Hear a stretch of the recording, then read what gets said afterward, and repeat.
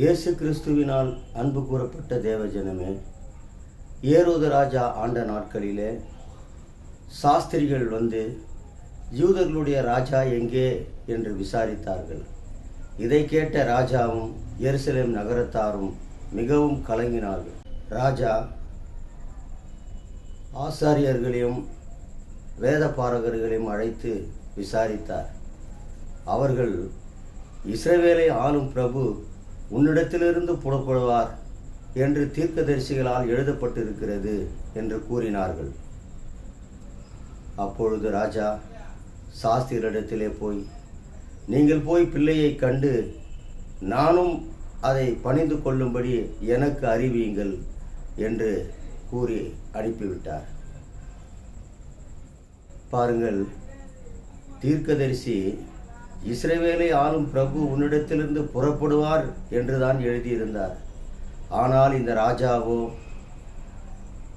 இயேசு தன்னுடைய ராஜ்ய பாரத்தை வீழ்த்தி அவர் ஆளுகை செய்ய வந்து விடுவாரோ என்று பயந்து அச்சத்தினால் அந்நாட்களிலே 2 வயதுக்குட்பட்ட குழந்தைகளை கொன்று போட்டார். இரட்சகராகிய இயேசு கிறிஸ்து ஊழியம் செய்த நாட்களிலும் கூட மனம் திரும்புங்கள், பரலோக ராஜ்யம் சமீபித்திருக்கிறது என்று அவர் பிரசங்கித்தார். அவருடைய ஊழியத்தின் நாட்களிலே அரசுக்கு வரி செலுத்த வேண்டிய விஷயத்தில் மற்றவர்களுக்கு நாம் இடர்களாய் இருந்து விடாதபடி அரசுக்கு வரி செலுத்துங்கள் என்று கூறினார். 5 அப்பம் 2 மீனை ஆசீர்வதித்து கொடுத்த போது ஜனங்களெல்லாம் ஆச்சரியப்பட்டு இயேசுவை ராஜாவாக்க வேண்டும் என்று ஆலோசனை செய்தார்கள்.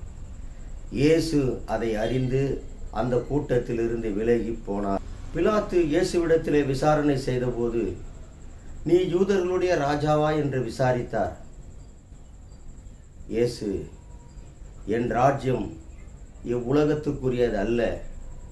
என் ராஜ்யம் இந்த உலகத்திற்குரியதாக இருந்தால் நான் யூதர்களிடத்திலே ஒப்புக்கொடாதபடி என் சீசர்கள் எனக்காக போராடி இருப்பார்களே.